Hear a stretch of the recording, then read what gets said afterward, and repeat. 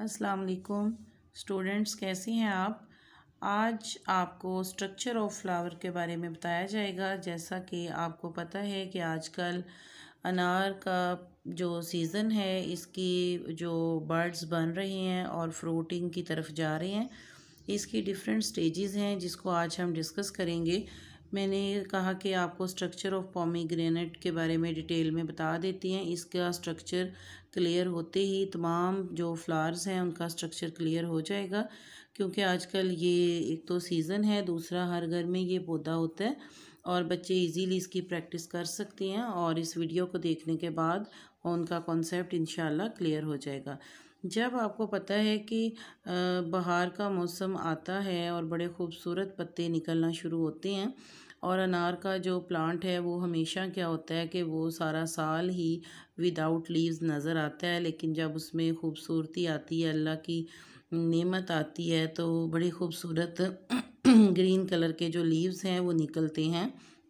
उसके बाद छोटे छोटे बर्ड्स जो हैं जिनको हम कली कह सकते हैं, जैसे ये बर्ड है, ये इस बर्ड इससे भी छोटा बर्ड निकलता है और फिर इस पोजीशन में बर्ड बन जाता है। इसके बाद थोड़ी सी उसकी पोजीशन बड़ी होती है और उसके बाद वो थोड़ा सा खिलना शुरू होता है और खिलते वक्त उसकी ये पोजीशन होती है जिसमें से आपको ये येलोइश कलर और रेडिश कलर के अंदर से कुछ पेटल्स नज़र आ रही होंगी, जो कि अल्लाह ताला के हुक्म से पेटल्स बाहर आएंगी।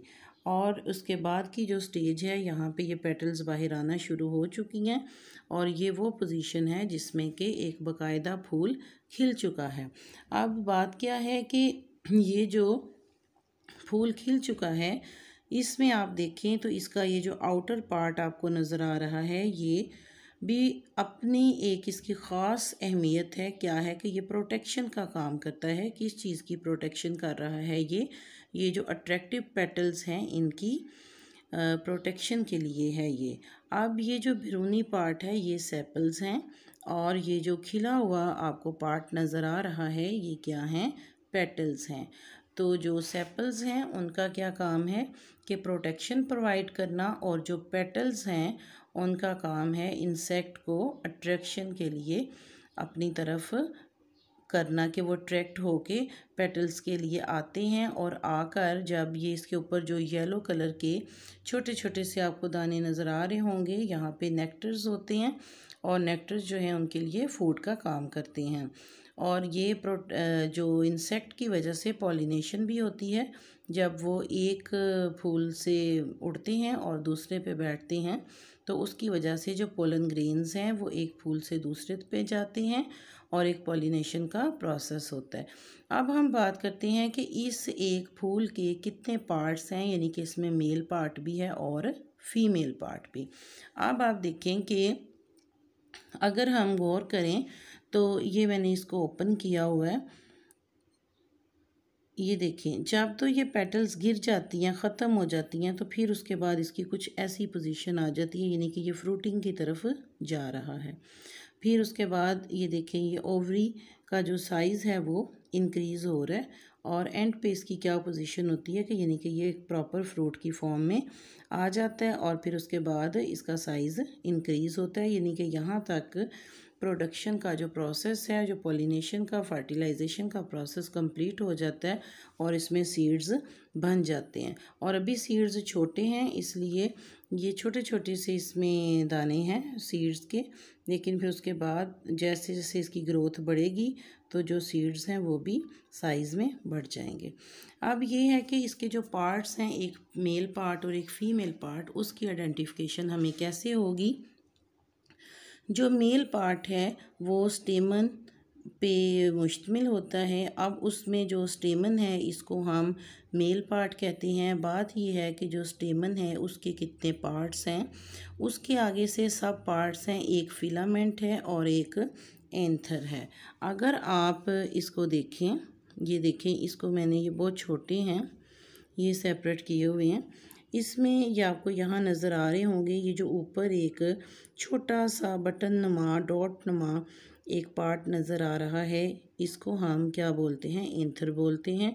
और ये जो नीचे की तरफ एक बारीक सी धागे नुमा एक लाइन सी आपको नज़र आ रही है, इसको हम क्या बोलते हैं, फिलामेंट्स बोलते हैं। और यहाँ पे भी क्लोज करके अगर दिखाऊं तो इसमें भी ये ऊपर एक येलो डॉट है, ये जो येलो डॉट है ये एंथर है, और जो नीचे की तरफ लाइन आ रही है ये फिलामेंट्स हैं। अब क्या है कि जो एंथर्स हैं इनमें छोटे छोटे ग्रेन्स पाए जाते हैं, छोटे छोटे दाने पाए जाते हैं, जिनको हम पोलन ग्रेन्स कहते हैं, और ये येलोइश कलर के होते हैं, यानी कि इनका कलर जो है वो येलो होता है। अब क्या होता है कि जो मेल पार्ट है वो तो हो गया फिलामेंट्स और एंथर पर, यानी कि ये जो हमारे दो पार्ट्स हो गए, ये क्या हो गए, मेल पार्ट हो गए। एंथर में क्या है, पोलन ग्रेन्स हैं, और फिलामेंट उसका पार्ट है, और दोनों मिलकर क्या बनाते हैं, स्टेमन बनाते हैं। अब बात आती है कि फ़ीमेल पार्ट इसका कौन सा पार्ट है। अगर आप इसको देखें तो यहाँ बहुत क्लियर नज़र आ रहा है, ये जो एक गुलदान की शक्ल में ये पार्ट दिखाई दे रहा होगा। इस पार्ट को हम क्या बोलते हैं, फीमेल पार्ट बोलते हैं। और इसके कितने हिस्से होते हैं, इसका जो सबसे ऊपर वाला पार्ट है, ये जो डॉट की फॉर्म में ऊपर नज़र आ रहा है, इसको हम स्टिग्मा कहते हैं। उसके बाद ये जो एक सेकंड पार्ट नज़र आ रहा है ये स्टाइल कहलाता है, और ये जो नीचे पार्ट है ये ओवरी कहलाता है। और ये जो तीनों पार्ट हैं ये आपस में कंबाइन हो जाएं, या इन तीनों पार्ट्स को मिलाकर हम क्या कह सकते हैं कि ये फीमेल पार्ट है, या कार्पल्स या पिस्टल्स इसको कहा जाता है। यानी कि ये फीमेल पार्ट हो गया जिसके 3 पार्ट्स हैं, स्टिग्मा, स्टाइल, ओवरी, और ये मेल पार्ट आपको बताया है जिसमें एंथर एंड फिलामेंट्स हैं। और इन दोनों को क्या बोला जाता है, स्टेमन बोला जाता है, और इन तीनों को क्या बोला जाता है, कार्पल या पिस्टल्स बोला जाता है। अब होता क्या है कि जो पोलन ग्रेन्स थे वो कहाँ पे पाए जाते थे, एंथर में, और जो यहाँ पे ओवरी का पार्ट है यहाँ पे क्या पाए जाते हैं, ओव्यूल्स। जब ये पोलन ग्रेन किसी इंसेक्ट के बैठने की वजह से, उनके साथ चिपकने की वजह से आके फूल पर दूसरे पे गिरते हैं और स्टिग्मा के थ्रू स्टाइल से होते हुए ओवरी में आते हैं।